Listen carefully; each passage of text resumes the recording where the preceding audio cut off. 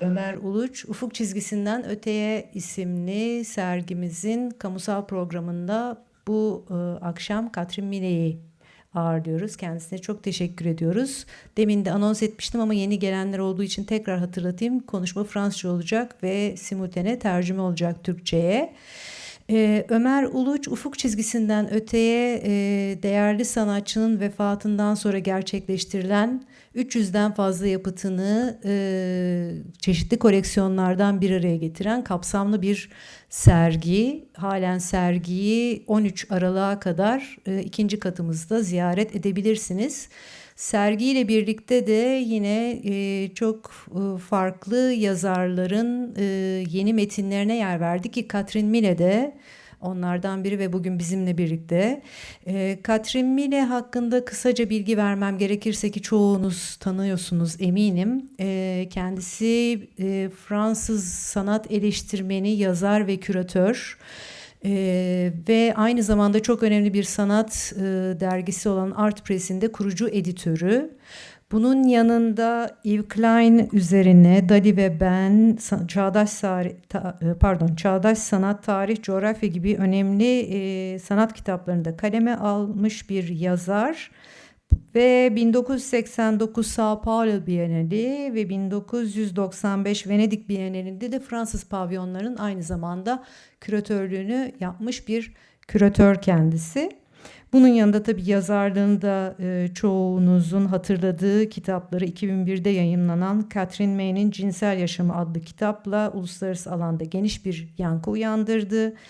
Onun ardından Kıskançlık 2008'de yayınlandı. Bir Düş Çocukluğu 2014'te, Başlangıçlar 2022'de ve halen edebi anlamda üretimine devam ediyor. Kendisine tekrar teşekkür ediyoruz ve buraya davet ediyorum. Katrin.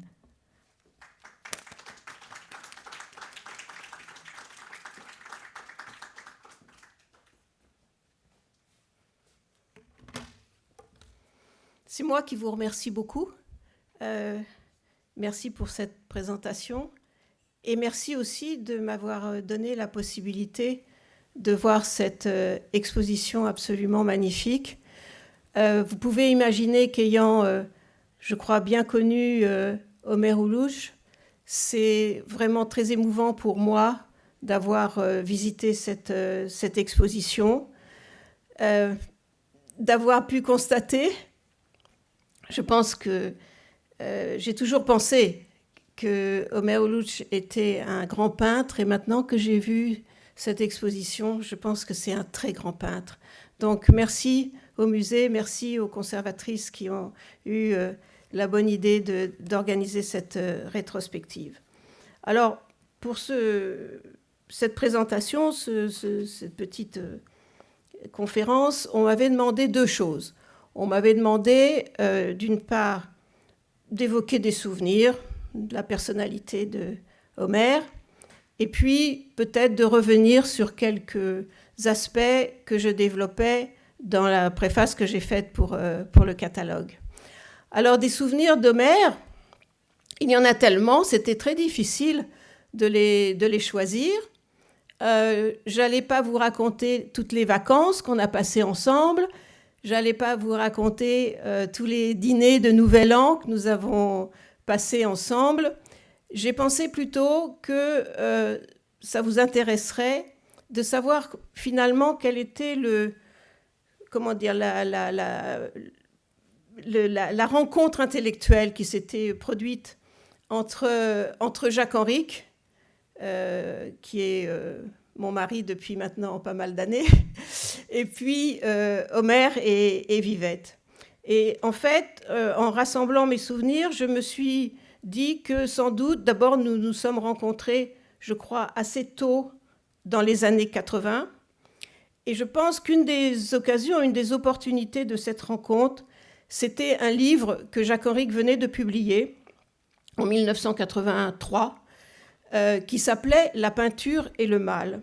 Et dans ce livre, c'était un livre extrêmement critique, sévère sur les avant-gardes du début du XXe siècle, les avant-gardes iconoclastes.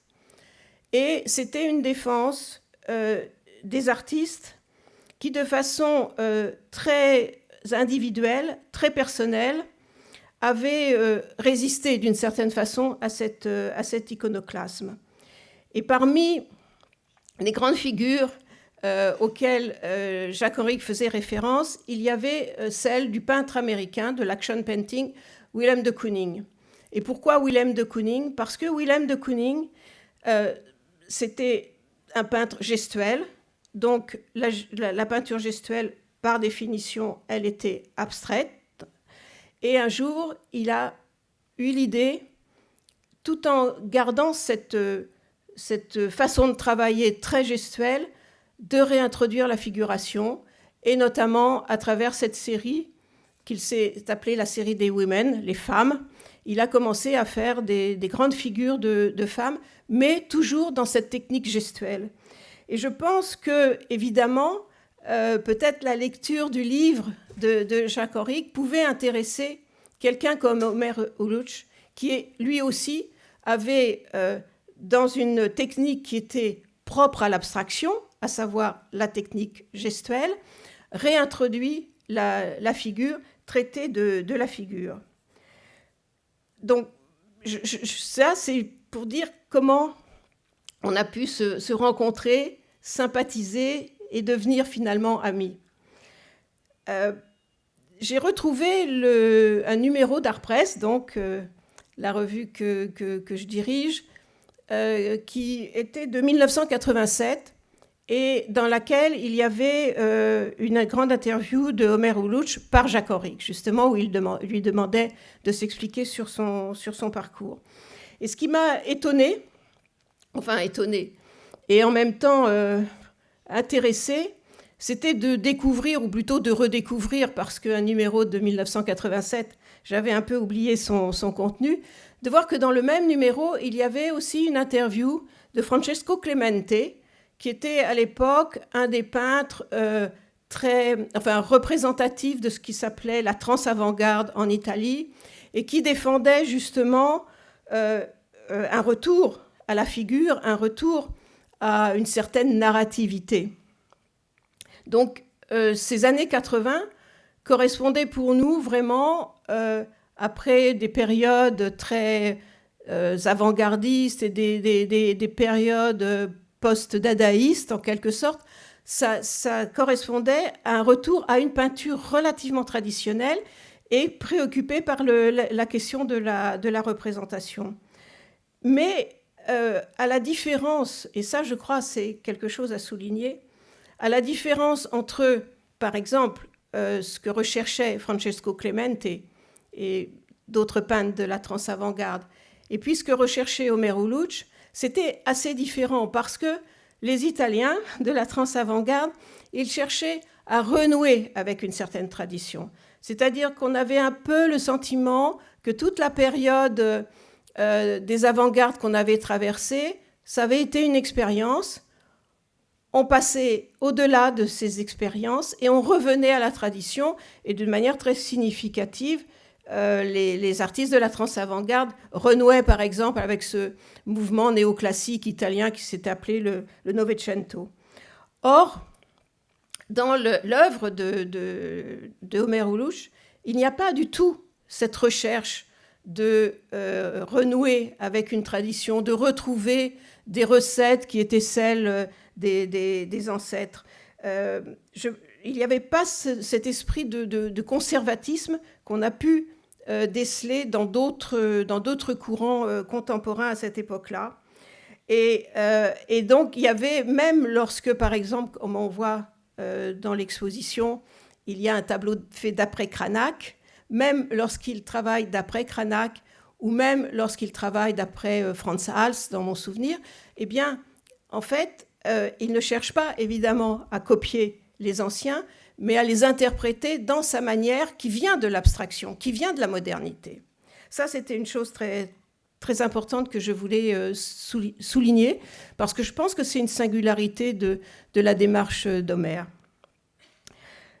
L'autre chose aussi qui m'est apparue, alors là, j'oublie un petit peu mes lointains souvenirs, Une autre chose qui m'est apparue en travaillant, alors là particulièrement pour le texte du catalogue, et que peut-être je n'ai pas suffisamment exploité pour ce texte parce que j'avais choisi d'autres directions, c'est le rapport à l'Afrique. Il y a eu... alors, bon, Omer Lutz, par exemple, dans l'interview avec Jacques Henrique en 1987, il parlait de son séjour aux États-Unis, de sa découverte de la peinture américaine, ou comment il avait découvert l'œuvre de Maurice Lewis dans une exposition à Londres, autant que je me souvienne. Bon, mais il a aussi témoigné de l'importance qu'avait eu pour lui un très long séjour qu'il avait fait en Afrique. Et quelque chose m'est apparu. Alors, il faut que je montre l'image. Et tout d'un coup, je ne sais pas. C'est peut-être que, voilà, aussi en relisant d'autres textes du catalogue, il m'est apparu. D'abord, j'avais ignoré, voilà, j'avais ignoré que pendant son séjour en Afrique, Omer avait acheté des œuvres africaines. Et tout d'un coup, il m'est apparu que voilà, les dessins comme on voit, les pastels comme on voit dans l'exposition, eh bien, n'étaient pas sans rapport, ce traitement de la figure n'était pas sans rapport avec une certaine pratique, par exemple au Niger. La tête sculptée, elle est camerounaise, je crois. Donc, il y avait un certain rapport entre ce traitement de la figure, ces pratiques africaines de scarification du visage qu'on retrouve dans la sculpture, et ce travail sur la figure à travers le geste de Omer Lutz. Et du coup, en continuant un petit peu mon raisonnement, je me suis dit qu'il n'y était pas aussi... c'était peut-être pas sans rapport non plus, et peut-être ça appartient à la mémoire visuelle qu'un artiste emmagasine. Ça, par exemple, c'est une tête, ce qu'on appelle en Afrique une tête ornée. Soit là, c'est avec des perles, parfois c'est avec des coquillages. Et j'ai trouvé qu'il y avait aussi une certaine analogie formelle avec la sculpture d'Homer, qui utilise aussi des objets trouvés, et qui les manipule de telle façon que ça fait apparaître des figures. Donc voilà, ça c'était juste quelque chose que j'avais peut-être négligé dans mon texte pour le catalogue, ce rapport à l'Afrique qui me semble maintenant très évident. Alors d'ailleurs, ce que j'ai découvert aussi, que j'ignorais, c'est que, donc, comme je disais, Omer avait acheté des sculptures en Afrique, qu'il les avait rapportées ici en Turquie, qu'il les avait exposées dans une galerie. Je crois avoir compris qu'il en avait fait don dans un musée et que malheureusement, eh bien, les sculptures ont été perdues. Donc ce n'est pas les sculptures collectionnées par Omer que je pouvais vous montrer, c'est des choses trouvées dans des catalogues. Alors, maintenant, je vais peut-être me rapprocher de ce que j'ai développé dans le texte pour le catalogue. Et voilà, on va commencer avec cette image-là sous les yeux. Moi, très personnellement, pourquoi je me suis intéressée à la peinture d'Homer, mon parcours à moi, c'est alors vraiment un parcours de critique qui a accompagné les avant-gardes, qui a accompagné l'abstraction la plus radicale, et notamment l'abstraction américaine. Et donc, c'est des effets de ce radicalisme que j'ai pu quand même retrouver dans le travail d'Homer. Pour moi, un des grands peintres de la modernité, c'est Barnett Newman, grand peintre de l'abstraction américaine de l'après-guerre.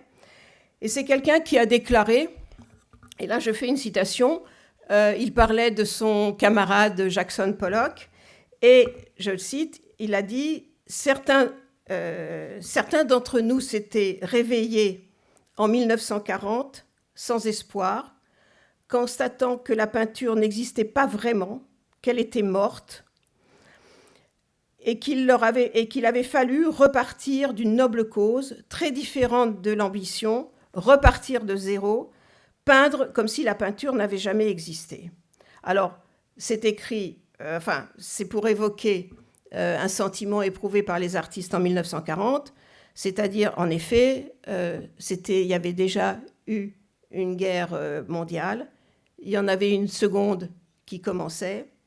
Entre-temps, il y avait eu justement tout ce nihilisme de Dada qui était en quelque sorte l'écho de la Première Guerre mondiale et qu'il y avait vraiment la nécessité pour les artistes, en effet, peut-être de repartir de zéro.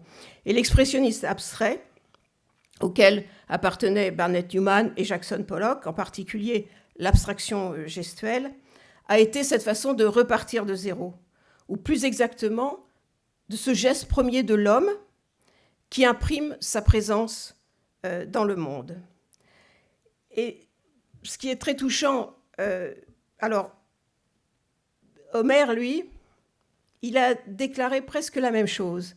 Il a dit, quand il s'est retrouvé à Londres, il fallait repartir de rien, de zéro aussi. Et qu'est-ce que c'était le zéro pour Homère? C'était le O, l'initiale de son prénom.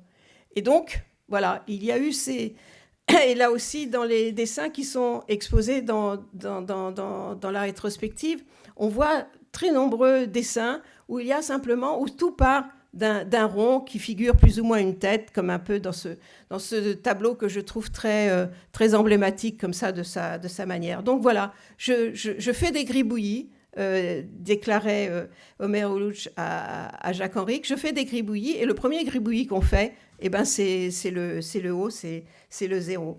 Et moi, je trouve toujours particulièrement touchante la peinture gestuelle, parce qu'elle nous met en présence directe avec le corps de l'artiste. Hein. Même si celui-ci a disparu depuis longtemps, on suit la trajectoire de sa main, de son bras. On peut même s'imaginer à sa place, devant la toile. On l'occupe de la même façon en tant que spectateur que lui l'a occupé avec son propre corps de créateur, comment il a occupé l'espace avec son corps. Donc, Homère est reparti de zéro, du haut de Homère. Et en fait, il a décliné cette écriture élémentaire d'une manière extrêmement variée. Et ça, c'est quelque chose que fait vraiment apparaître la rétrospective. C'est que, pour moi, enfin, si on résume, le geste de Homère, c'est un geste très simple, c'est un balayage comme ça. Voilà, c'est des boucles, c'est un balayage. Bon. Mais en fait, lorsqu'on traverse l'exposition, on voit que le registre était très large, que le geste est des fois très ramassé, que des fois il balaie d'une manière très très ouverte l'espace. Donc il y a une déclinaison vraiment très, très grande, très large de ce geste. L'autre chose que je voulais souligner, et bon, peut-être que je pourrais tout de suite souligner... Non, mais je réserve pour plus tard. Voilà, quelque chose d'autre. Ça m'a... Cette idée de repartir de son nom, de quoi je peux repartir.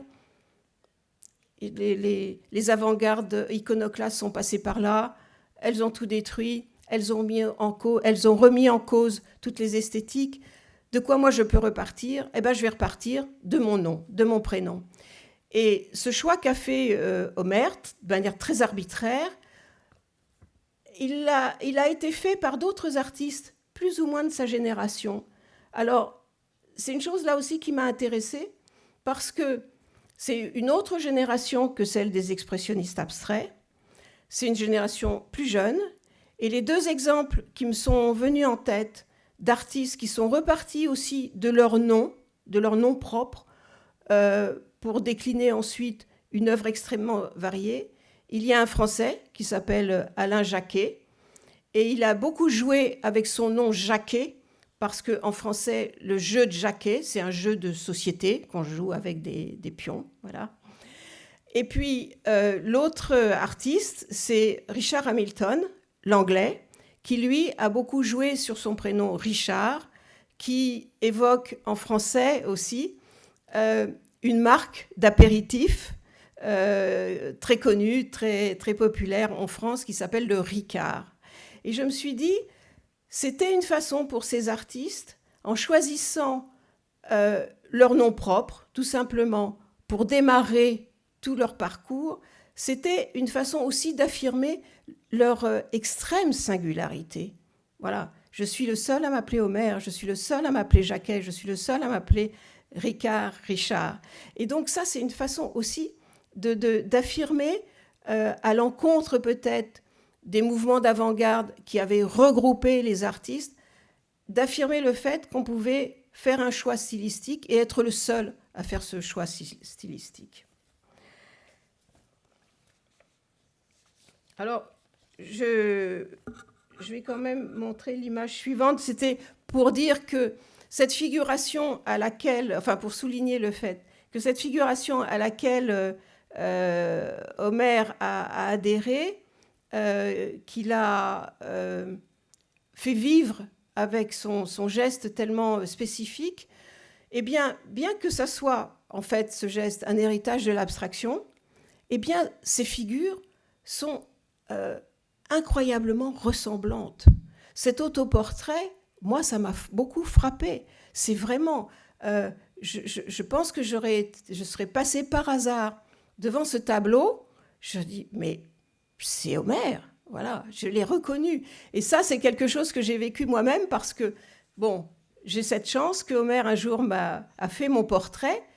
Et quand je le montrais aux amis, eh bien, tout le monde me disait « Mais c'est incroyable parce que ce portrait est ressemblant. » C'est-à-dire qu'il arrive dans cette technique qui n'est pas du tout une technique réaliste, à faire quand même, à réaliser des œuvres, enfin des portraits qui sont extrêmement ressemblants. Alors, je vais continuer un petit peu comme je l'ai fait pour donc ce texte du catalogue, à décliner des rapprochements entre eux, et des rapprochements qui sont, de mon point de vue, un peu singuliers, là aussi, un peu originaux, mais peut-être que moi je repère à cause de cette culture de l'avant-garde, comme ça, que j'ai évoquée. Et notamment, je suggère... Alors, ça, c'est d'autres images que j'avais choisi d'évoquer pour montrer justement toute cette diversité du geste chez Homer. Là, on a un geste très, très ramassé et une manière de réaliser un équilibre dans l'espace extrêmement maîtrisé. Alors que ce portrait de femme, au contraire, a nécessité, pour une part, un geste beaucoup plus large. Et en fait, comme vous voyez, on ne sait pas qui est cette femme, mais elle a une identité. Il y a quelque chose dans ce visage qui lui donne une identité.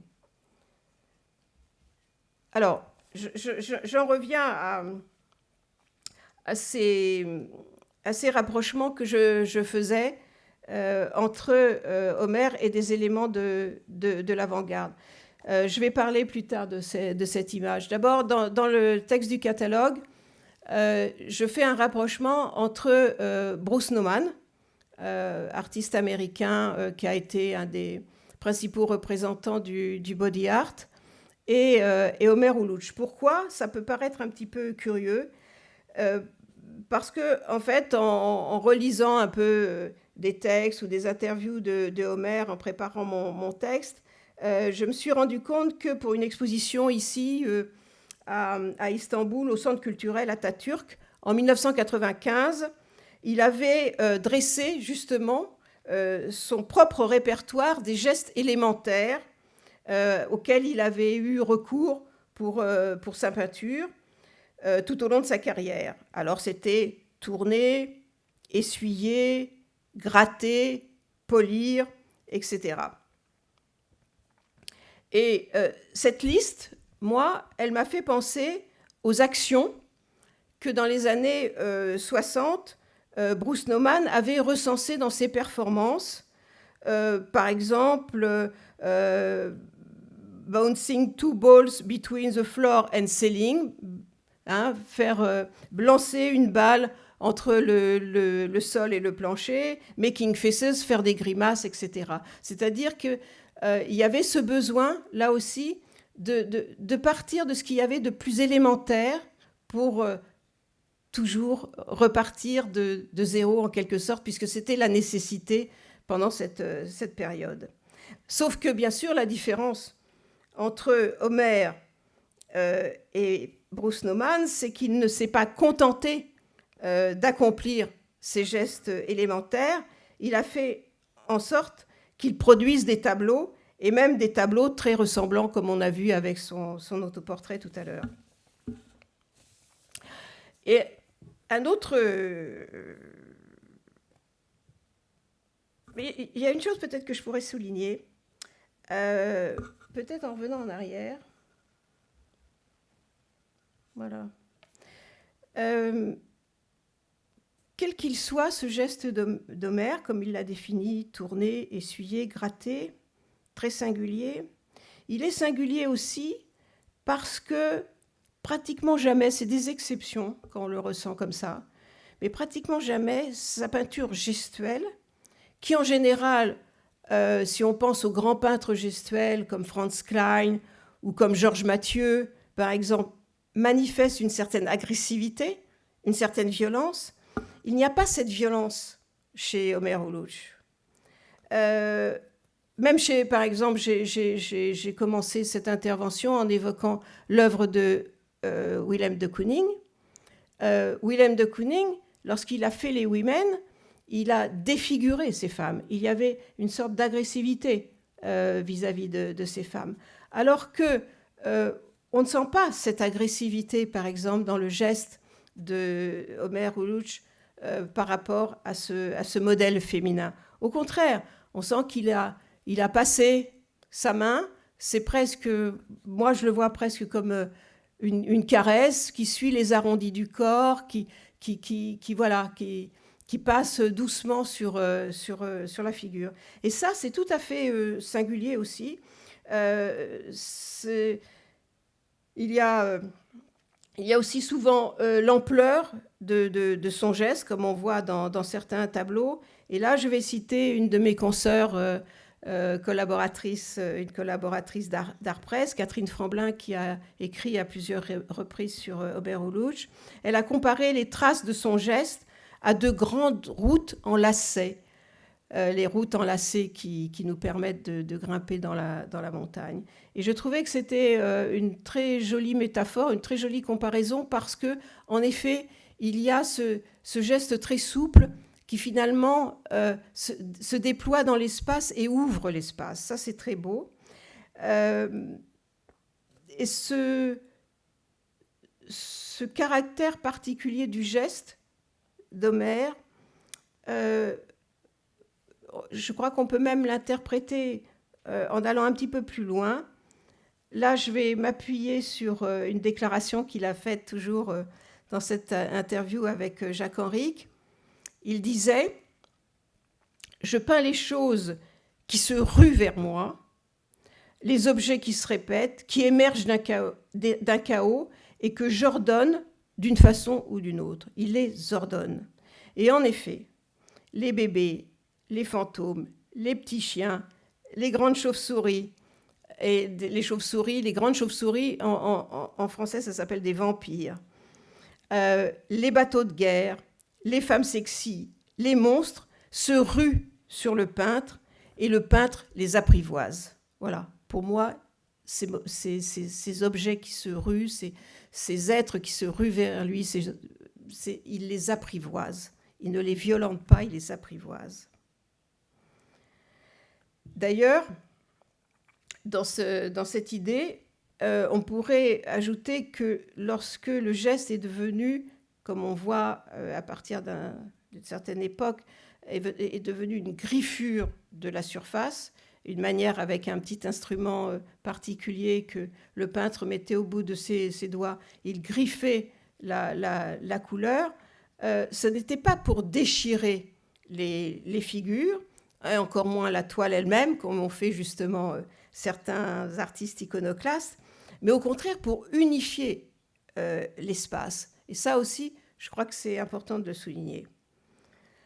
Par exemple, ce faisant, Homère a pu agir avec les deux bras, hein, ce qui correspond, donc avec la main droite, la main gauche, le bras droit, le bras gauche, ce qui correspond, alors je ne sais pas la traduction si il y a l'équivalent, mais ça correspond au sens premier du verbe embrasser en français. En français, on embrasse quelqu'un, on dépose un baiser, mais c'est aussi le prendre dans ses bras, c'est-à-dire l'embrasser comme ça. Et donc c'est pour la raison pour laquelle je voudrais terminer avec une dernière analogie. Alors, voilà. Avec un autre artiste d'avant-garde américain qui était Walter de Maria. Parce que, bien sûr, c'est une pratique très, très éloignée de celle d'Homer Ulluch, mais je crois que beaucoup d'amateurs d'art contemporain connaissent cette fameuse photographie de Walter de Maria lorsqu'il réalisa son Mile Long Drawing en 1968, c'est-à-dire c'était deux traits de craie tracés sur le sol de sable dur d'un désert aux États-Unis. Et pour moi, j'ai toujours interprété, et on le voit sur cette photo, donc qui a diffusé en quelque sorte cette performance, on le voit, les bras écartés, couchés sur la terre, les bras écartés dans, en quelque sorte, ce qui était son dessin sur cette terre. Et pour moi, c'était une manière, pour ces artistes, en effet, d'une manière symbolique, évidemment, d'embrasser le monde. Bon, dans une époque où le monde commençait à nous échapper. Donc, on le rattrapait en l'embrassant. Et donc, on voit l'artiste couché, en train d'embrasser la terre. À sa façon, je pense que Homer Ulluch a aussi embrassé la terre. Réellement, en tant que grand voyageur, j'ai évoqué quelques voyages qu'il a fait en Afrique, aux États-Unis. Il a exposé aux Pays-Bas, il a vécu longtemps à Paris, il s'est beaucoup déplacé. Et que, en quelque sorte, à travers son geste généreux, qui saisit toutes sortes de figures et d'objets, y compris lorsqu'il a fait ses sculptures avec ces matériaux très, très banals, des tuyaux, ou lorsqu'il a fait ses collages avec ces matières plastiques aussi très, bon, un peu vulgaires, il faut dire. Bon, donc, il a balayé largement l'espace de ses toiles. Il s'est saisi de tous ces outils et que c'était aussi une autre façon, autre que celle des voyages, d'embrasser le monde. Et c'est pour ça que je voulais terminer sur cette image qui n'est pas une performance, qui est juste un jeu de l'artiste qui montre l'artiste qui s'envole en quelque sorte, qui mime l'envol.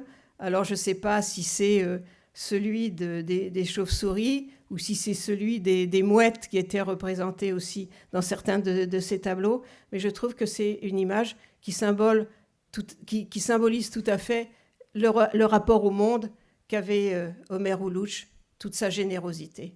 Voilà, je vous remercie de votre attention.